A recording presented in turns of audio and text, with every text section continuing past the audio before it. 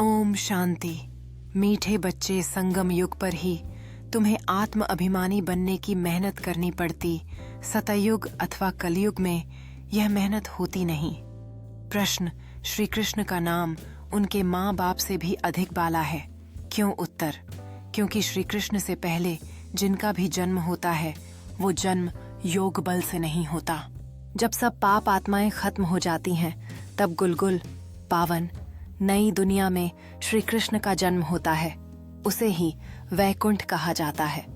संगम पर श्री कृष्ण की आत्मा ने सबसे अधिक पुरुषार्थ किया है, इसलिए उनका नाम बाला है।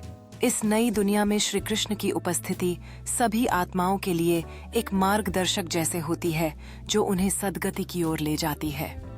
मीठे मीठे सिकील थे बच्चों प्रति माता पिता बाप दादा का याद, प्यार और गुड मॉर्निंग। रूहानी बाप की रूहानी बच्चों को नमस्ते।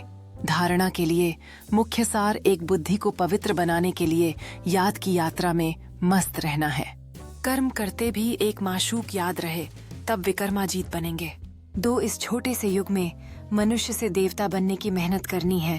अच्छे कर्मों के अनुसार अच्छे संस्कारों को धारण कर अच्छे कुल में जाना है। वरदान: अपनी रूहानी लाइट्स द्वारा वायुमंडल को परिवर्तन करने की सेवा करने वाले सहज सफलता मूर्त भव जैसे साकार सृष्टि में जिस रंग की लाइट जलाते हो वही वातावरण हो जाता है। अगर हरी लाइट होती है तो चारों ओर वही प्रकाश छा जाता है। लाल लाइट जलाते हो तो याद का वायुमंडल बन जाता है।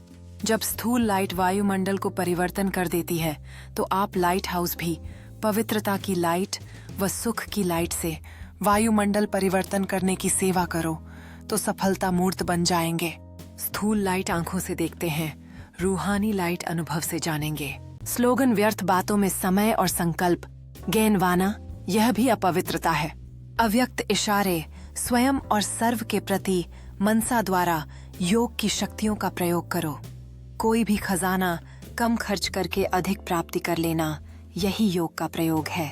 मेहनत कम, सफलता ज्यादा, इस विधि से प्रयोग करो। जैसे समय व संकल्प श्रेष्ठ खजाने हैं तो संकल्प कम से कम खर्च हों लेकिन प्राप्ति ज्यादा हो। जो साधारण व्यक्ति 2-4 मिनट संकल्प चलाने के बाद सोचने के बाद सफलता या प्राप्ति कर सकता है, वह आप 1-2 सेकंड में कर सकते हो। इसको कहते हैं कम खर्चा बाला नशीन। खर्च कम करो लेकिन प्राप्ति 100 गुना हो। इससे समय की व संकल्प की जो बचत होगी वह औरों की सेवा में लगा सकेंगे, दान पुण्य कर सकेंगे। यही योग का प्रयोग है। ओम शांति।